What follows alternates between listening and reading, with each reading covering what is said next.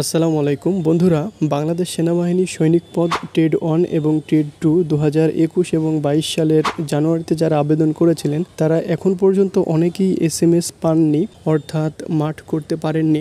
আবার অনেকেই এসএমএস পেয়ে মাঠও করা শেষ হয়ে গেছে। তো যারা এখনো এসএমএস পাননি তারা ভিডিওর কমেন্ট বক্সে কমেন্ট করেছেন। তো কি কারণে মূলত এসএমএস আসে না, কোন ভুলের কারণে এসএমএস দেওয়া হয় না, সেটা নিয়ে একটা ভিডিও তৈরি করতে বলেছিলেন অনেকেই। তো যে সকল কারণে আপনাদের এসএমএস না আসার সম্ভাবনা থাকে সেটা হচ্ছে সর্বপ্রথম প্রিলিমিনারি স্ক্যানিং, অর্থাৎ আপনারা যখন আবেদন করেছিলেন তো আপনাদের সার্টিফিকেট অনুযায়ী যে তথ্যগুলো ওয়েবসাইটে ইনপুট করেছিলেন, তো এইটা যদি আপনার কোনো ক্রমে ভুল হয়ে থাকে তাহলে কিন্তু এসএমএস না আসার সম্ভাবনা থাকে। কারণ অনলাইনে আবেদনপত্র তারা যাচাই করে থাকে তো ওয়েব বেসড স্ক্যানিংয়ের মাধ্যমে। তো এটা কিন্তু যদি কোনো ক্রমে আপনি ভুল ইনফরমেশন দিয়ে থাকেন তাহলে কিন্তু আপনার এসএমএস না আসার সম্ভাবনা থেকে যায়। তবে এক্ষেত্রে অনেকের মাঝে প্রশ্ন আসতে পারে, আমি উচ্চতা তো 5 ফিট 6 কিন্তু আমি 7 দিয়েছি, এটার কারণে কি এসএমএস আসবে না? এমনটা না, আপনার পার্সোনাল ডেটাগুলো আছে সেটার কারণে এসএমএস আসবে না। তাছাড়া এই উচ্চতার কারণে কোনো সমস্যা হবে না। সার্টিফিকেট অনুযায়ী যদি আপনারা আবেদন করে থাকেন তাহলে ইনশাল্লাহ এসএমএস আপনাদের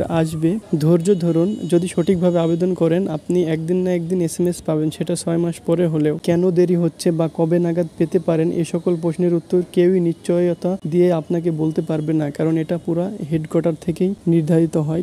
তারা যেদিন দেবে সেদিনই পাবেন। আর দ্বিতীয় যে সমস্যাটির কারণে আপনার এসএমএস না আসতে পারে, ধরুন আপনি একাধিকবার মাঠ করেছেন কিন্তু তারা একই সমস্যা বারবার ধরিয়ে দিয়েছে যে আপনার এই সমস্যাটা আছে, তো ওই সমস্যাটা ভালো করতে চাইলেও ভালো হবে না, এরকম একটা প্রবলেম আপনাকে ধরিয়ে দিয়েছে। ওই সমস্যার কারণে আপনার এসএমএস নাও আসতে পারে, কারণ ওই সমস্যাটা আপনার ভালো করা সম্ভব না। যদি ভালো করার মতো হয় তাহলে কিন্তু আপনাকে রিজেক্ট করতো না। তারপরে সৈনিক ভর্তি মাঠে গিয়ে অনেকেই আছেন যারা খারাপ আচরণ করেন অফিসারদের সাথে, তো এগুলো থেকে বিরত থাকুন, কারণ খারাপ আচরণ করলে তখন আপনাদের সাজা তো দেবেই, তারপরে রিজেক্টও করে দিতে পারে, আর কখনো আপনারা মাঠে যেতে পারবেন না। সর্বশেষ একটা কথাই বলবো, যারা এখনও এসএমএস পাননি তারা ধৈর্য ধরুন। যদি সঠিক নিয়মে আবেদন করে থাকেন তাহলে অবশ্যই এসএমএস পাবেন, আজ না হয় কাল। আর এখনও যেহেতু সকল জেলায় এসএমএস দেওয়া শুরু হয়নি, তো আপনারা ধৈর্য ধরুন।